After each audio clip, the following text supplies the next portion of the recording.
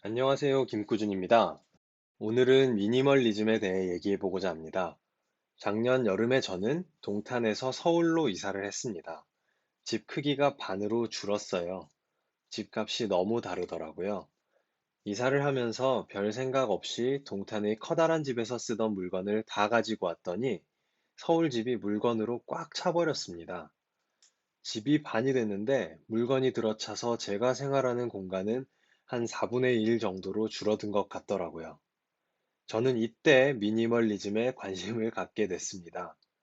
물건을 피해 다니는 제가 너무 어이가 없어서 안 쓰는 것들부터 버리기로 했어요. 안 쓰는 것들은 당근마켓에 팔고 안 입는 옷은 구딜 스토어에 기증했습니다. 2년간 안 입는 옷들만 골랐는데 74점이 나오더라고요. 저도 참 징했습니다. 그런데 더 슬픈 건 그렇게 물건을 버려도 집이 쉽게 깔끔해지지 않는 거였어요. 결국 무작정 버리는 게 답이 아니란 생각이 들더라고요. 그래서 책이라도 좀 봐야겠다 생각했습니다. 그렇게 검색하던 중에 발견한 책이 오늘 얘기할 나에게 맞는 미니멀 라이프라는 책입니다. 우선 이 책은 일본에 사는 워킹맘인 아키라는 분이 쓰셨고요. 리빙 스몰이라는 일본에서 유명한 블로그 주인이라고 해요. 책을 보면 이분이 직접 자기 집 공간을 사진으로 찍고 사파로 담아서 미니멀리즘을 실생활에서 어떻게 적용하고 있는지 친절히 설명하는 방식으로 구성되어 있어요. 총평을 먼저 하고 들어가자면 미니멀리즘을 대하는 제 태도를 180도 바꿔놓은 아주 알찬 책이다라고 말하고 싶습니다. 책에서 제일 먼저 놀란 부분은 집안일을 다루는데 애자일 방법론을 적용한다는 점이었어요. 사실 저는 이 저자분을 잘 모르지만 IT 업계에서 꽤 오래 일한 분이란 생각이 들었어요. 애자일이란 건 소프트웨어를 만들 때 처음부터 전체를 설계하는 것이 아니라 작은 요소를 만들어서 시험하고 수정하는 과정을 반복하면서 최종적으로 전체를 완성하는 방법이에요. 전체를 먼저 설계하고 그걸 쪼개서 개발을 시작하는 전통 방법론이랑 대비되는 거라고 생각하시면 됩니다. 처음부터 최종 결과물을 거창하게 잡지 않기 때문에 문제가 발견되면 빠르게 고칠 수 있죠. 아키는 이 방식을 집 정리에 도입했어요. 자기가 당장 고칠 수 있는 만큼만 고쳐보고 거기서 조금씩 수정 보완하는 형태로 수납과 정리를 완성시킵니다. 이뿐만이 아닙니다. 저를 당황하게 한 포인트가 하나 더 있는데요. 집을 정리하는 데에 절차 개선 방법론인 PDCA, 즉 Plan, Do, Check, Act까지 활용합니다. 그러니까 집안일을 계획하고 실행하고 평가한 다음에 개선한다는 얘기죠. 꼭 집안일을 회사 일 처리하듯 하는 것 같죠? 이게 핵심이더라고요. 저자는 집안일을 회사 업무와 같이 봅니다. 빨리 해결할수록 좋고 그 과정은 계속해서 효율화하는 거죠. 집안일을 효율적으로 끝내면 그만큼 자기 시간이 늘고 아이랑 함께 보내는 시간도 느니까요. 그래서 이런 프로세스를 적용하는 거였어요.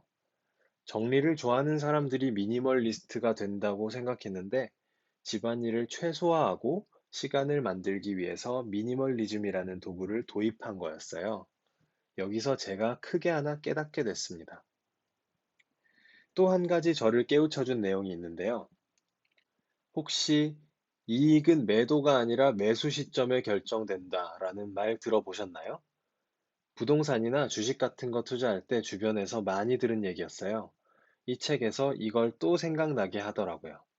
저자는 물건을 고를 때 질서는 손을 댈 때가 아니라 물건을 들일 때 결정된다라는 원칙을 가지고 대하는 것 같았거든요. 사실 저는 갖고 싶은 걸 잘 참는 성격이 아닙니다. 길 가다가 마음에 드는 게 있으면 꼭 샀어요. 필요한 게 아니더라도요.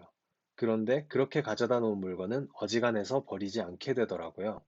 이걸 행동경제학에서는 보유 효과라고 하는데요. 물건을 가지지 않았을 때보다 가지고 있을 때 더 높게 평가하는 경향이 생긴다는 뜻입니다.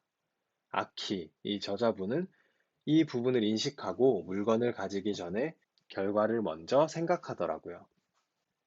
예를 들어, 계란을 사더라도 늘 한 판이 아니라 6개씩 소량 포장된 제품을 고릅니다. 보통은 좀 더 싸고 언젠가는 쓸 거라는 생각 때문에 대량 포장된 제품을 고르잖아요. 이렇게 하지 않더라고요. 정확히 계획된 만큼 구매해서 공간의 낭비를 최소화합니다. 수건의 경우에도 빨래는 매일 한다라는 규칙이 있기 때문에 여분을 마련해 두는 대신에 딱 필요한 양만큼만 둡니다. 저자는 3장만 두더라고요. 아이 옷도 마찬가지인데요. 아이가 자랄 때를 대비해서 넉넉한 사이즈로 고르는 게 아니라 정확히 지금 입고 버릴 수 있는 가격과 사이즈로 고릅니다. 그리고 맞지 않으면 버리는 거죠. 한마디로 버릴 고민을 없애는 게 정리의 비결이었습니다. 제가 가장 감명받은 건 이 책이 주는 메시지였는데요. 사실 이 책을 읽기 전부터 저는 미니멀리즘을 도입하고 싶었고, 오랫동안 목표도 갖고 있었어요.